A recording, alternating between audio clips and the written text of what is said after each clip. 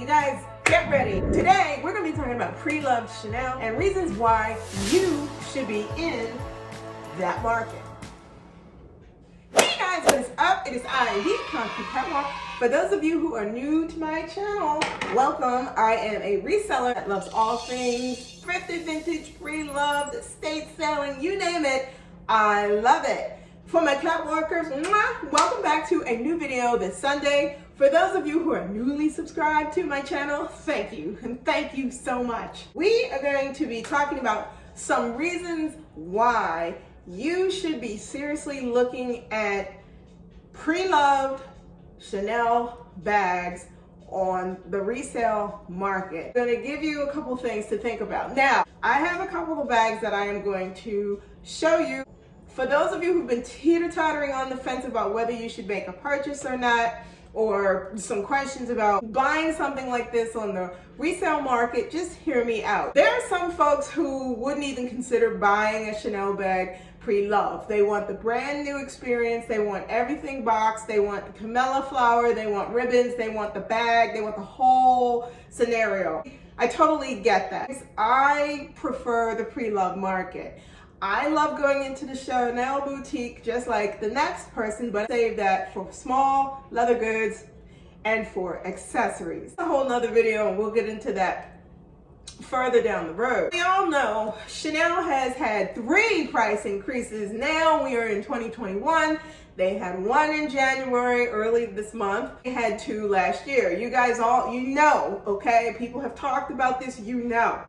What that does is begins to impact the pre-loved market. Right from the start, one of the things you would want to consider, especially if you're looking for pre-loved Chanel bags, are usually more reasonable than if you were to step in the boutique. It depends upon the style, it depends upon the demand, it depends upon whatever is hot in the market with Chanel. What that does is it drives up the price of older handbags. When I go looking, I usually tend to look for bags that are unique and also look for bags that at the point in time that they were introduced, they were super popular. So I'm going to give you a good example. The first thing that I want to show you is this is my Chanel rock chain, extra large rock chain flat bag. I've had this bag as a part of my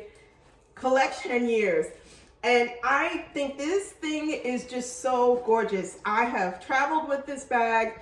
I have carried this bag as a daily driver. I'm the type of person, I like a lot of things. I like to carry a lot of stuff, and this definitely meets the bill. And you can see it has 4 feet at the bottom. This can be worn crossbody if you chose to do so, but I'm harping on this because when I was in the market for this, when this was first introduced by Chanel, you could not find this bag anywhere. I started to target the resale market and I saw this, and I think I paid somewhere around $1,500 at that time for this bag. I really love this. It has held up very well. So I'm saying this also twofold with regards to shopping for Chanel bags on the pre-loved market is more reasonable. Plus you also stand the chance to find the particular type of bag that you were looking for initially and you couldn't when it was introduced brand new, or you can get it for a price point that may be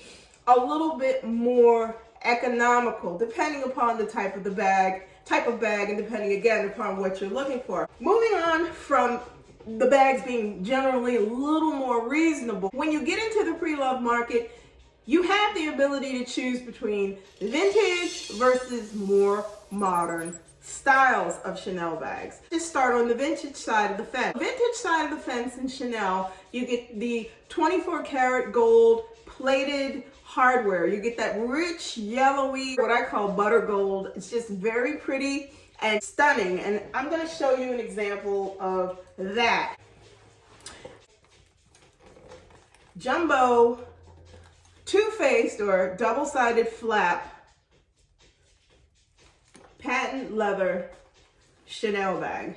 I am a big fan of the fact that the hardware is that yellow gold, and it is a unique bag in and of itself, in that you don't see many people with two-face, I'm just gonna call it a two-face flap. In Chanel, this is coming harder and harder to find, whether it's in patent leather, caviar leather, or whether it's in lambskin. It's harder and harder to find. Vintage Chanel bags on the pre-loved market run between either very expensive or they're priced somewhere in a range based upon their condition. You get more choice because the range between vintage, bringing it forward to things that are more current, you can choose. You can choose if that's going to work for you. You can choose if you prefer something a little more modern. You could choose to look for things that are at brand new or brand new condition, because there are a lot of people who purchase the bags and they just hold them, they do not carry them, to turn around and do resale. On that side of the fence, you will get a little bit more pricier, but think about it, you guys, from vintage Chanel all the way up to, let's just say it, the most current styles, you can budget and determine what's going to work for you depending upon the type of bag that you are going after. One of the other things you should consider, especially when you're buying on the pre-loved market, do your research, you do your due diligence, and you deal with resale sites or auction houses that authenticate their bags.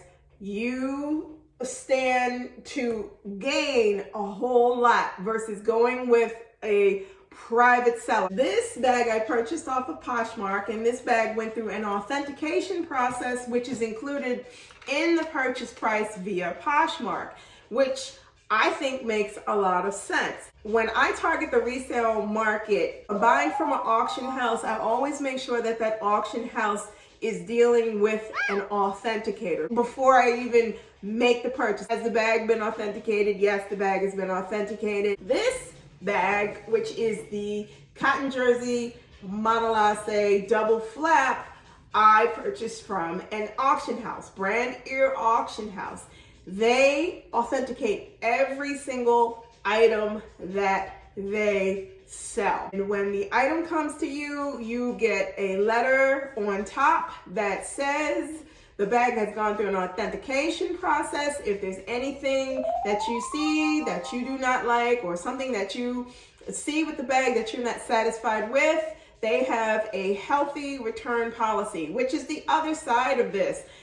Not only do you want to find places, resale sites that authenticate, but you also want to find resale sites and or auction houses that have a very gracious return policy. It's the worst feeling in the world when you get something and it is not what you expected. I think we've all had that happen. I've had it happen. Purchase a bag and you're just not at all enthused with it and you want to return it. Sure, it has two things: authentication services and a generous return policy if it does not work for you. When it comes down to the resale market, people can be very particular about what it is that they want with a bag. When you're looking pre-loved, one of the things that I find where if you want something a little bit more reasonable, you have to be flexible. This is the Jumbo Wild Stitch leather flap bag I purchased via Vestiaire Collective, and I have the paperwork in here, and this is their sheet folded. Is just the price and the authentication, and I keep these inside of the bag. And I'm also going to show you the hang tags that come with it when you buy it. They tell you the condition, they check it off, the fact that it's been authenticated. Now, I'll tell you about this bag. When I purchased this bag, I knew that this bag was in what they considered fair condition. And the reason why the bag is in fair condition is when I turn it around to the back, there is some rub off on that whip stitching that goes throughout the leather. When you look at the tag, you have what they call a delivery note. I purchased this bag in December of 2018, and they indicated on here that the bag is indeed in what they consider fair condition, and that it matched the description that the seller listed the bag as, and that the origin of the bag has been authenticated, verified, and confirmed, and it is authentic Chanel. I'm saying this and I'm showing this so you guys can see wear and tear when it comes down to what you're interested in the bag has varying degrees. Some person's version of wear and tear might be totally different than another's. The way that the condition of this bag was described, the wear and tear is at the back of the bag, and you can see that there's, you know, the come up from the gray stitching is starting to show white. That does not bother me. What I am concerned about is the fact that it was revealed that there was wear and tear to the bag. But the overarching thing is that you have to be flexible in the pre-loved market and be open to the fact that not all of the bags are going to be in perfect condition. As we all know, the better the condition of the bag, the more expensive it's going to be. When I purchased this bag came to roughly $1,078. It was, I feel, priced reasonable based upon the amount of wear that it had to it. In the pre-loved world of Chanel, there's going to be hardware issue, get rub off. There is going to be rub when it comes down to some of the lambskin leathers, sometimes with the caviar leather, and also there's going to be transfer on some of the bags. Some of the cotton bags are going to show wear at the corners. If you're in the pre-loved market, you've got to be either receptive to that, or you've got to be understanding and willingly knowing that you're going to be paying more the better that the condition of the bag is. And it doesn't matter if that bag is on the vintage side or if it's on the newer trends and styles of Chanel bag. Fair across the board to say that you're going to be paying more. I choose to be receptive to pre-loved Chanel bags that have a little bit of wear and tear to them. And that includes even on the inside with halogen stickers. With making exceptions to that is that the bag is authenticated. I feel that more than covers the fact that the bag has some wear and tear. And let's just be real clear about this. Whether it is Chanel that is in not so good condition, whether it's Chanel that's in moderate to fair condition, to good condition, to excellent condition, Chanel bags, irregardless, are going to command what they command. However, if you are open to the fact that a bag has been loved by someone and you are okay with introducing that into your collective, then I say go for it. I think that Chanel bags that have been used and loved and weathered, to me, show a lot of character. It doesn't look so try-hard, that's my personal opinion, and it doesn't look so new. You guys, I just wanted to pop in and I wanted to share some of these things with you. So when you're out there and you're looking for things such as this, or you're looking for Chanel bags that are in the pre-loved market, if you consider some of the things that I discussed, you will find yourself with something that you are going to absolutely love adding to your collection. Guys, let me know in the comments below your thoughts and feelings about the pre-loved market, and what do you do when you're making concessions and considerations about whether you should buy pre-loved or if you should buy brand new, spanking new Chanel from the boutique. Guys, thank you so much for watching. Please like, comment, and subscribe to my channel. I post videos every Sunday, so if you do not want to miss out, please tap the bell and hit that like button and share this video. Head on over to Poshmark and check out my closet. I am Concrete Catwalk on Poshmark. I typically list things in my closet every week, and I also share those things over on Instagram. You can also head on over and follow me on Instagram. I am the Catwalks Concrete on IG. If there's anything that you see in my Poshmark closet, you can DM me there, and together we can talk about it and work it out so that you can get it before somebody else does.